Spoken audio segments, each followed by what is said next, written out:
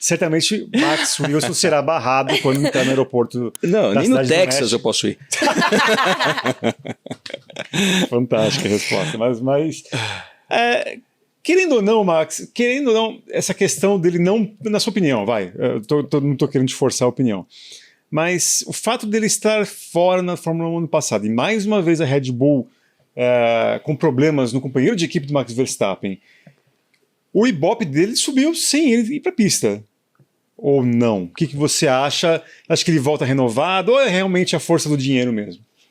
Não, eu acho que o Pérez ele está voltando pela força do dinheiro, porque um piloto que esteve na equipe que ganhou 4 campeonatos com facilidade e ele não chegou entre os 5 primeiros em alguns desses campeonatos, para mim a única explicação é a força do dinheiro, assim até o fato de ele ter se mantido na Red Bull também durante tanto tempo foi a força do dinheiro.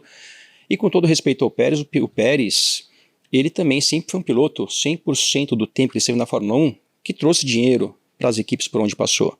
Agora, o que eu acho que aconteceu com a história do Sérgio Pérez e depois que aconteceu com o Tsunoda, com o Lawson, muitas pessoas falam assim, o Pérez não era tão ruim. Esse é o termo, e eu nunca disse que o Pérez é ruim. Uhum. O meu ponto sim foi, o Pérez não está no mesmo nível que alguns pilotos estão para estar na posição que ele estava, por exemplo, na Fórmula 1. E o que eu acho que aconteceu, até fiz um vídeo esses dias no meu Instagram, é o seguinte, se a gente pensar hoje e falar assim, o Verstappen e o Stroll estão na mesma prateleira? Eu acho que todo mundo vai dizer que não estão na mesma prateleira.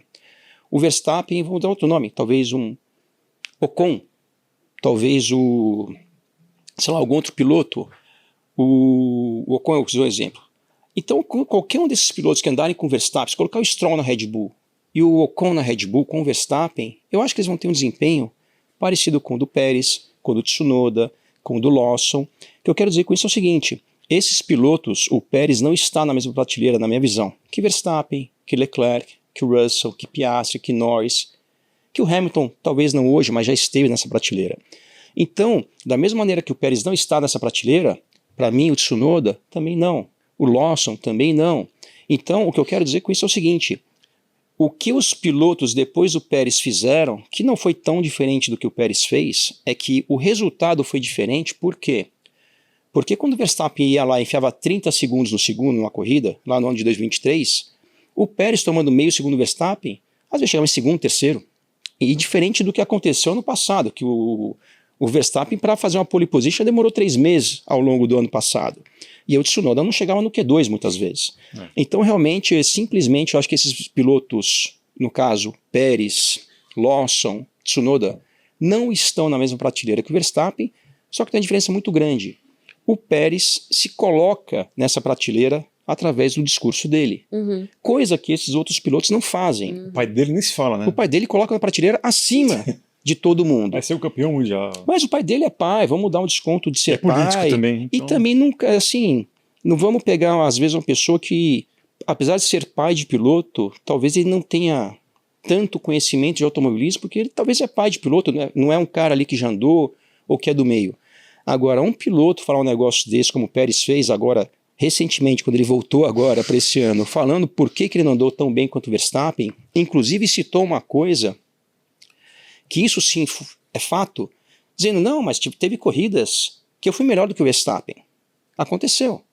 Assim como tiveram corridas que o Bottas foi melhor do que o Hamilton, que o Berger foi melhor do que o Senna. Agora, se a gente perguntar para todo mundo que entende automobilismo, vai falar assim, o Berger e o Senna estão na mesma prateleira? Não. De forma alguma. Você não pode pegar em 100 corridas, 2 que o Berger foi melhor do que o Senna, no caso do Pérez e Verstappen, eles fizeram mais ou menos 100 corridas, porque foram 4 anos, tem mais ou menos 25 por ano, então são 96 corridas mais ou menos, foram 24. Dessas 96, talvez 6 o Pérez foi um pouco melhor do que o Verstappen, como é que você se coloca na mesma prateleira?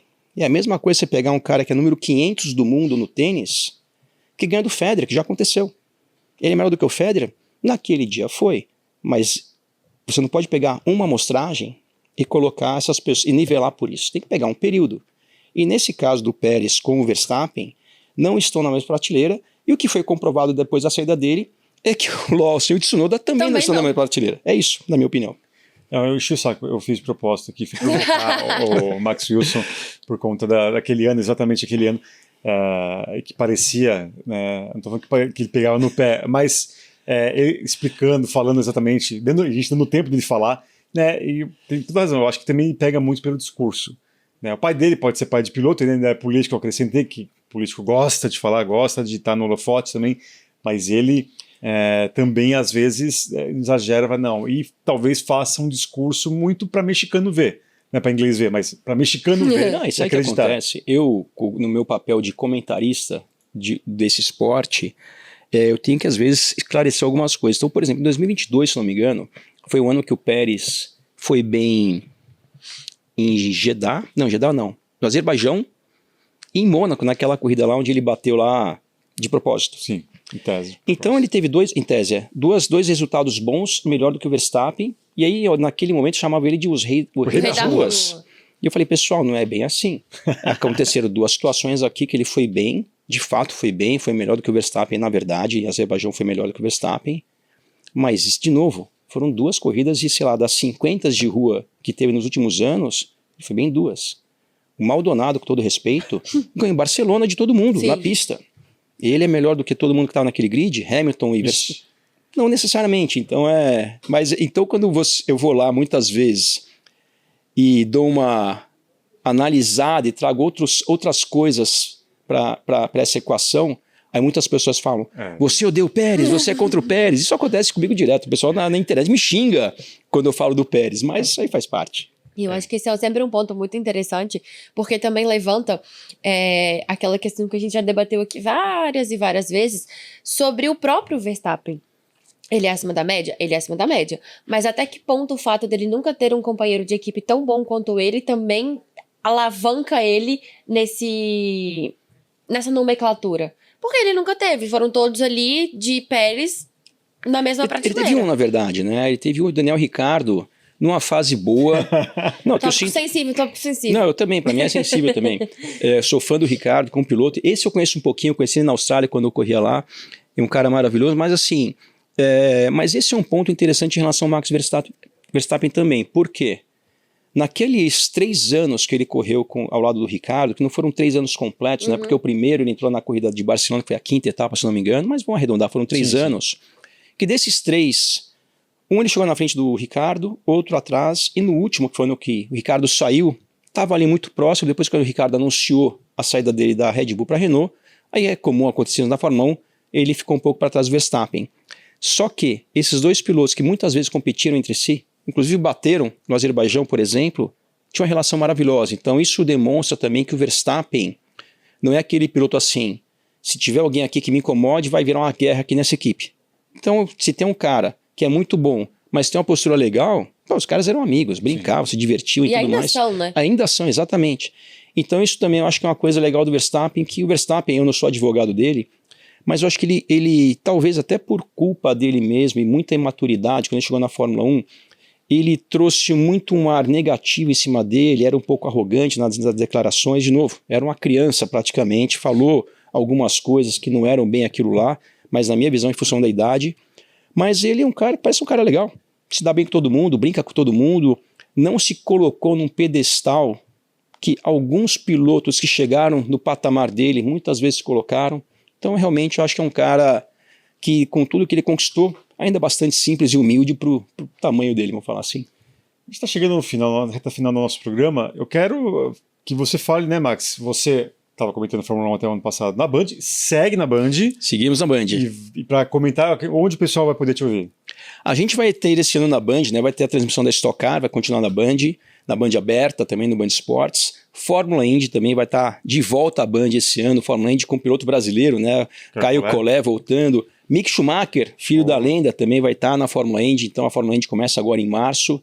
E também vai ter outras categorias às vezes acontecendo lá também, mas eu vou fazer principalmente a Stock Car e a Fórmula Indy. Além disso, vou estar na Porsche Cup, que é a minha família, vamos falar assim. E tô pensando de novo montar um canal no YouTube para ser aí concorrente do motorsport.com. Não. E quem sabe fazer esse canal aqui dentro dessa sala aqui, gostei. Só troca o logo aqui, coloca a foto minha na tela aqui, vamos embora. Vamos fazer melhor. Vamos tentar trazer aqui Max Wilson fixamente.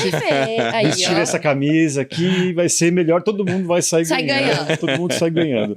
Max, quero agradecer demais aqui a sua presença. E vai ser, não pense que o seu WhatsApp, né, se não rolar esse projeto aqui, não pense que o seu WhatsApp vai ficar tranquilo Mas mesmo que role esse projeto, Eric, contem comigo aqui, porque realmente, eu falei brincando aqui, é muito legal. Eu já tive um canal no passado, como você lembra, e a gente sempre foi muito parceiro, e isso não quer dizer que a gente seja rival de nada, a gente vai trabalhar junto e fazer muitas coisas no esporte que a gente ama tanto. E mais uma vez, como eu gosto de falar toda vez que eu venho aqui, parabéns pelo trabalho de vocês. Vocês realmente fazem um trabalho muito bem feito e agrega muito para esse esporte que a gente ama. Não, tomara que isso aconteça. Ó, marcas ali, ó. Alô! Ó, pensou aqui mais do que a gente teve aqui hoje? Poxa vida, seria fantástico. Uma aula hoje, né, Isa? Nossa então, senhora. Aqui a gente sai muito feliz. Dá uma lavada na primeira parte do programa, que tudo que ele falou, ele conseguiu traduzir tudo aquilo que eu penso. Parece que ele estava lendo a minha mente aqui. É isso aí. Muito obrigado, Max. Muito obrigado, Isa. E muito obrigado a você que nos acompanhou nesse podcast motorsport.com. Mais uma vez, fique ligado à cobertura da principal categoria do automobilismo mundial até o dia 8 de março, data a primeira vez em que as luzes vermelhas se apagarão, a cobertura que você já sabe, já conhece aqui, né? Obviamente a partir do dia 8 de março e em diante, né? A gente não vai terminar quando a temporada começar, né, Eric? É isso aí, a gente, o que você acabou de falar. É isso aí, um grande abraço a todos e até a próxima. Tchau, tchau.